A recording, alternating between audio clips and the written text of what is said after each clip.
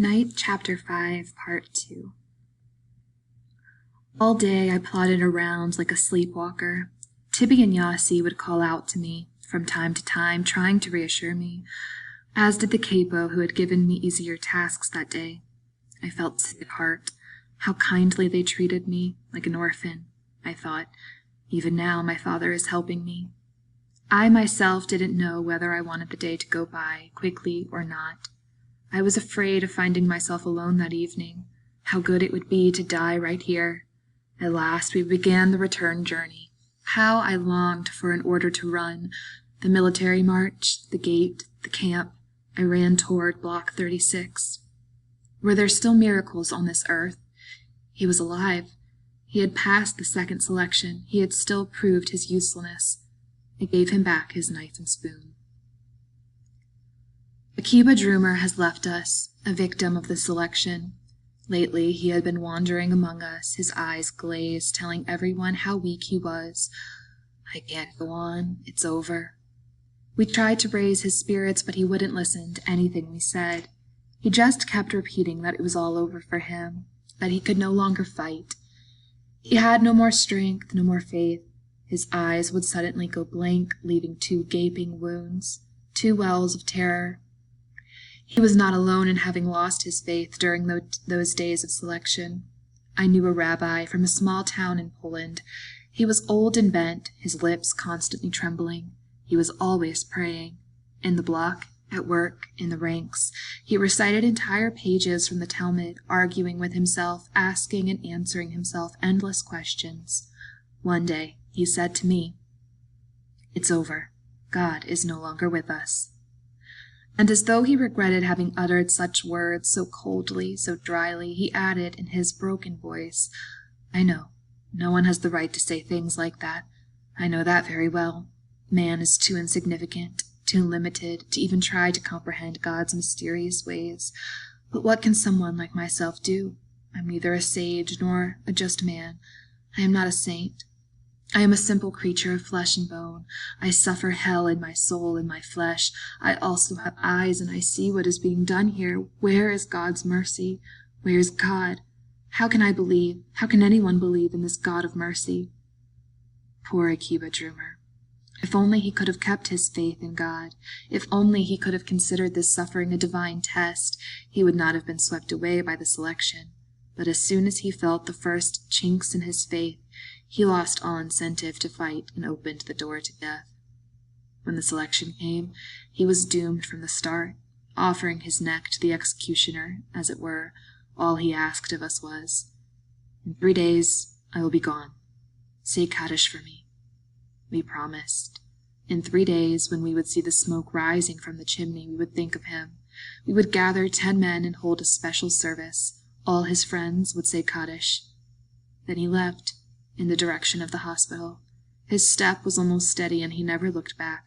An ambulance was waiting to take him to Birkenau. There followed terrible days. We received more blows than food. The work was crushing. And 3 days after he left, we forgot to say Kaddish. Winter had arrived. The days became short and the nights almost unbearable. From the first hours of dawn, a glacial wind lashed us like a whip. We were handed winter clothing, striped shirts that were a bit heavier. The veterans grabbed the opportunity for further sniggering.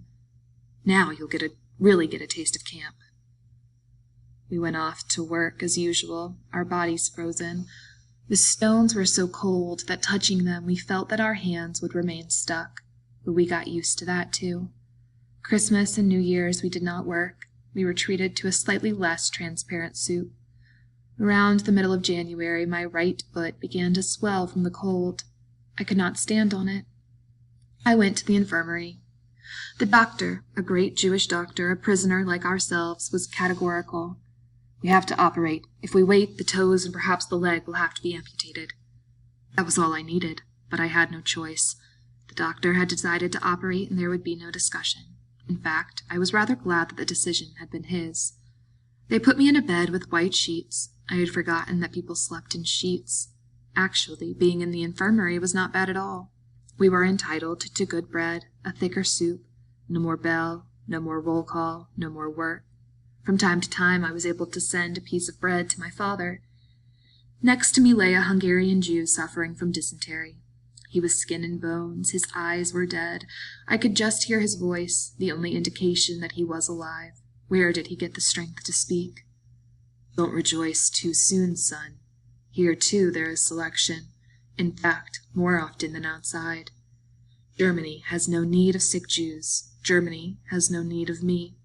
When the next transport arrives, you'll have a new neighbor. Therefore, listen to me. Leave the infirmary before the next selection. These words, coming from the grave as it were from a faceless shape, filled me with terror. True, the infirmary was very small, and if new patients were to arrive, room would have to be made.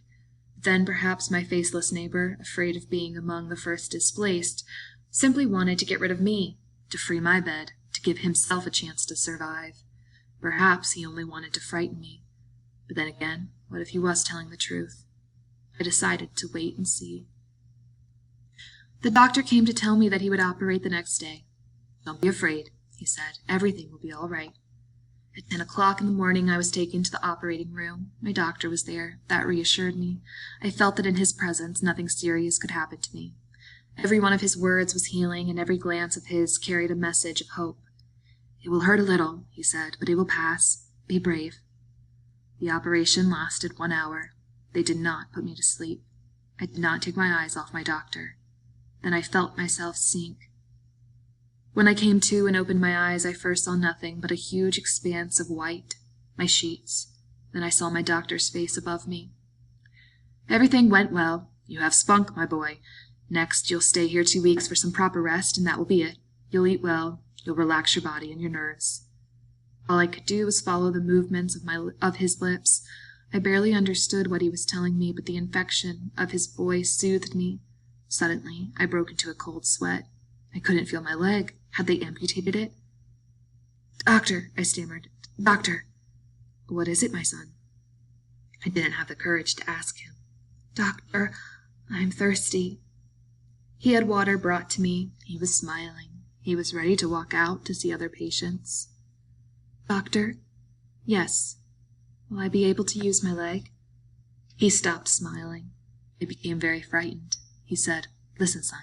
Do you trust me? Very much, doctor. Then listen well. In 2 weeks you'll be fully recovered. You'll be able to walk like the others. The sole of your foot was full of pus. I just had to open the sac. Your leg was not amputated. You'll see. In 2 weeks you'll be walking around like everybody else. All I had to do was wait 2 weeks. But 2 days after my operation, rumors swept through the camp that the battlefront had suddenly drawn nearer. The Red Army was racing toward Buna. It was only a matter of hours.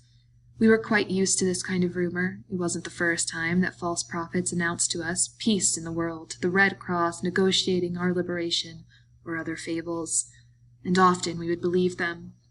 It was like an injection of morphine. Only this time, these prophecies seemed more founded. During the last nights, we had heard the cannons in the distance. My faceless neighbor spoke up. Don't be deluded. Hitler has made it clear that he will annihilate all Jews before the clock strikes 12. I exploded. What do you care what he said? Would you want us to consider him a prophet? His cold eyes stared at me. At last, he said wearily, I have more faith in Hitler than in anyone else. He alone has kept his promises, all his promises, to the Jewish people. That afternoon at 4 o'clock, as usual, the bell called all the Block Altesta for their daily report. They came back shattered. They had difficulty opening their mouths. All they could utter was one word, evacuation. The camp was going to be emptied and we would be sent to the rear. Where to? Somewhere in deepest Germany. 2 other camps.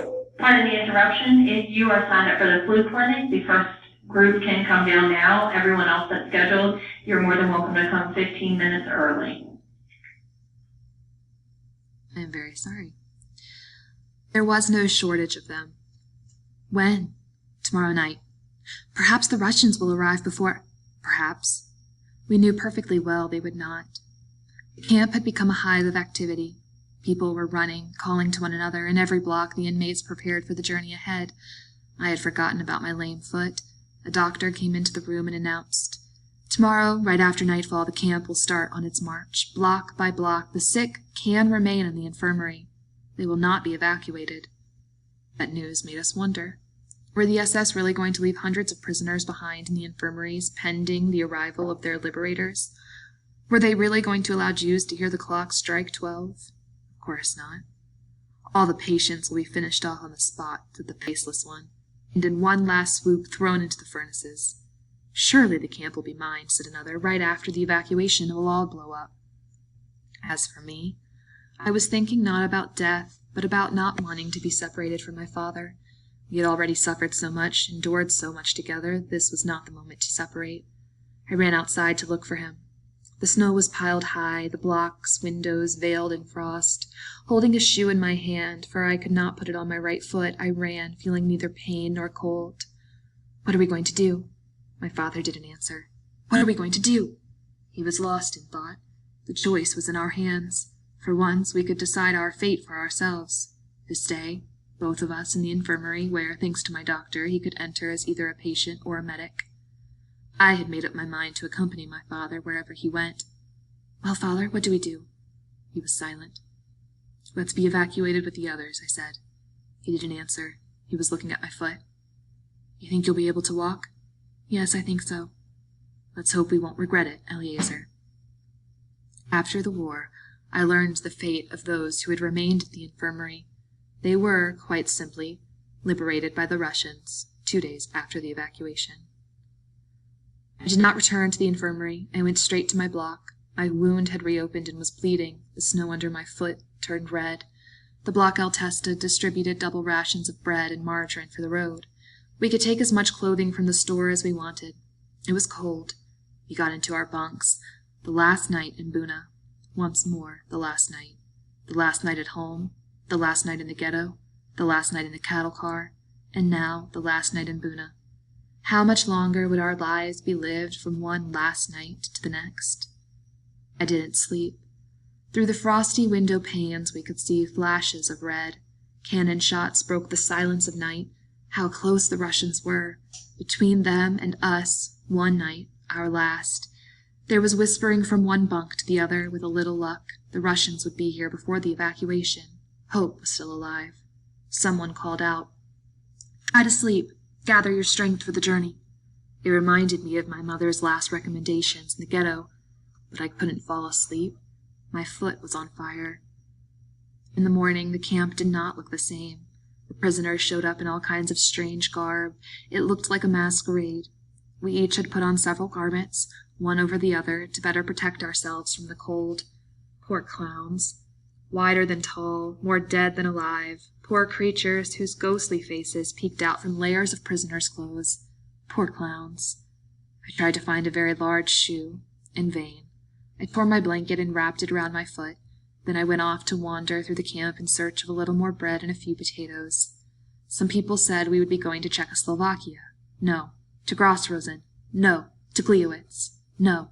To 2:00 in the afternoon, the snow continued to fall heavily. Now the hours were passing quickly. Dusk had fallen. Daylight disappeared into a gray mist. Suddenly the block Altesta remembered that we had forgotten to clean the block. He commanded 4 prisoners to mop the floor. 1 hour before leaving camp? Why? For whom? For the liberating army, he told us. Let them know that here lived men and not pigs. So we were men after all. The block was cleaned from top to bottom. At 6:00 the bell rang. The death knell. The funeral. The procession was beginning its march. Fall in! Quickly! In a few moments we stood in ranks, block by block. Night had fallen. Everything was happening according to plan. The searchlights came on. Hundreds of SS appeared out of the darkness, accompanied by police dogs. The snow continued to fall. The gates of the camp opened. It seemed as though an even darker night was waiting for us on the other side. The first blocks began to march. We waited. We had to await the exodus of the 56 blocks that preceded us. It was very cold. In my pocket I had 2 pieces of bread. How I would have liked to eat them, but I knew I must not. Not yet.